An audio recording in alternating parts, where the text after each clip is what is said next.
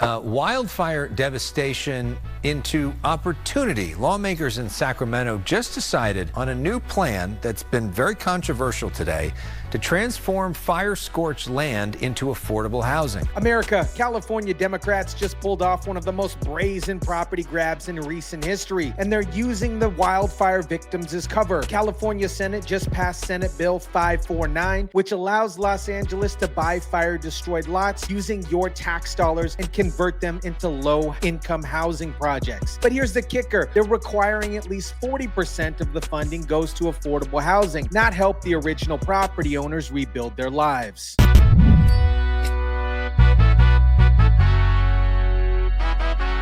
Well, most of the damaged lots in Pacific Palisades look like this, just empty, but many people are now worried what could happen to them. It's irritating to think that other people are going to make decisions about what gets built. What is up, guys? Tyson De La Cruz here. Thank you so much for rocking with me. This is not disaster relief. This is disaster capitalism at its finest. While families are still sifting through the ashes of their American dreams, Gavin Newsom and his cronies are already planning to transform their neighborhoods into government housing projects. Let me break down this absolutely wild scheme for you. Senate Bill 549 creates something called Resilient Rebuild Authorities. And doesn't that sound so nice and helpful? But what these RRAs are actually doing is using property tax revenue to buy up fire-destroyed lots at what they're calling a fair price. Now, who determines what a fair price actually is when these families are so desperate to sell and get out? This is the same government bureaucracy who failed to prevent these fires in the first place. The bill specifically gives these authorities the power to purchase lots at a fair price of land banking. Land banking, America. That's literally stockpiling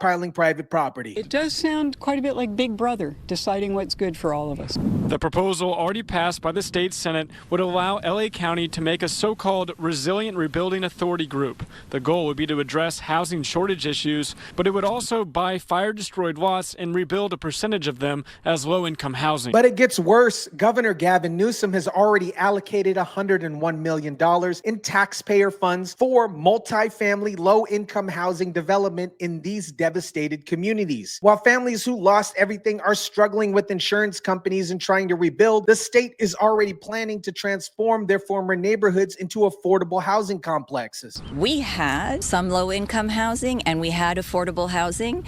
We want what we had on January 7th. The RRA law, that's what they're calling it in Los Angeles. That's Los Angeles' versions. This will have power to purchase critical construction material in bulk and create temporary workforce housing, essentially becoming the middleman for everything, controlling the entire reconstruction process while original property owners get pushed out. California Governor Gavin Newsom tweeted the claim that the governor wants to bulldoze fire victims' neighborhoods and replace them with affordable housing is absurd. Speaking of government programs that are confusing and overwhelming, if you're 65 or older and trying to navigate Medicare, you know exactly what I'm talking about. The system is designed to be complicated, and insurance companies aren't looking out for your best interests. That's why I want to tell you about Chapter. They're a free service that connects you with trusted advisors who actually advocate for you, not the insurance companies. No pushy sales tactics, no pressure to choose a certain plan, just honest guidance to help you find the Medicare coverage that fits your specific needs and budget. Here's what makes Chapter different. Their advisors take the time to understand your particular situation, explain your options in plain English, and help you make the right choice for your circumstances. Whether you're new to Medicare or looking to switch plans, they'll walk you through everything step by step. If you want to talk to somebody who actually cares about getting you the right Medicare plan, call 270-467-0614 or go to askchapter.org/Tyson. That's askchapter.org/Tyson. Don't let the government and insurance companies leave you confused. Get the help that you deserve. Now back to California's environmental scam. Now here's where it gets really interesting. At the same time that they're grabbing fire-destroyed land, California just overhauled California's Environmental Act, which is supposed to speed up housing construction. Assembly Bill 130 and Senate Bill 131 rammed through on Monday, gutting environmental protections that have been in place since the 1970s. Think about the irony here, America. California Democrats spent decades using environmental regulations to block development and drive up housing costs. Now they want to build government housing building projects on fire-destroyed land. Suddenly, those same environmental protections are inconvenient obstacles that need to be eliminated. Sean Kilkelly, a North County, San Diego developer, admits the over 50 years of the CEQA has been implemented. It has been used for various reasons by various sides to slow down and otherwise frustrate development. But now the government wants to build affordable housing, so those rules magically disappear. This isn't the first time that we've seen exemptions, nor is it the first time that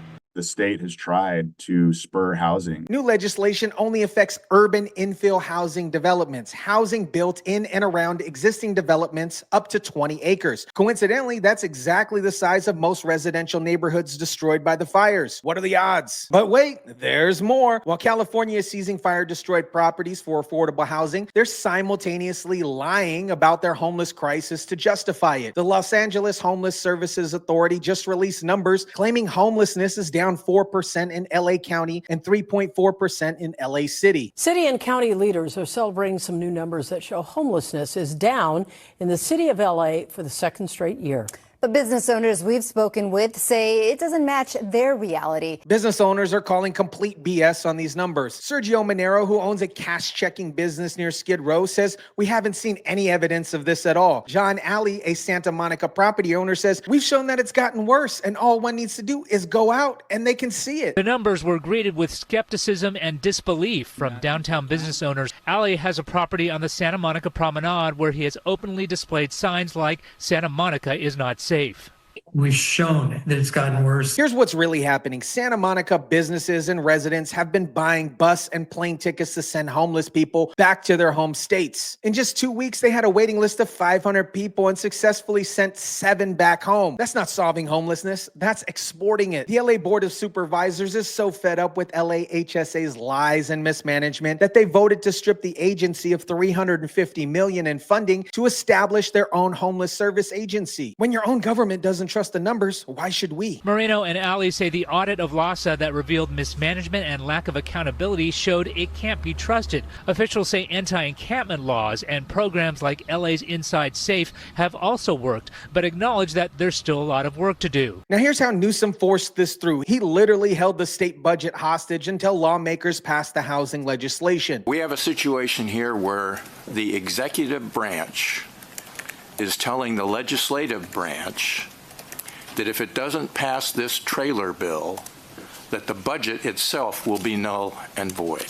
Newsom's response, this is far too urgent. This is too important. This is too urgent for what? Democracy? Too important for constitutional process? This is exactly the kind of authoritarian behavior we've come to expect from California Democrats. $321 billion state budget responsible for paying state employees and programs would not have taken effect if lawmakers didn't cave to Newsom's demands. He literally threatened to shut down the state government unless he got the housing land grab approved. Let's be honest about what's really happening here. This isn't about helping fire victims or solving homelessness. This is about permanent government control over housing and property rights in California. In Los Angeles, 73% of the city planning applications on new units are now income-restricted housing. In the previous 4 years, that number was only 30%. They're systematically eliminating market rate housing and replacing it with government-controlled affordable housing. And I think there's just a whole lot of confusion and uncertainty of what this could look like.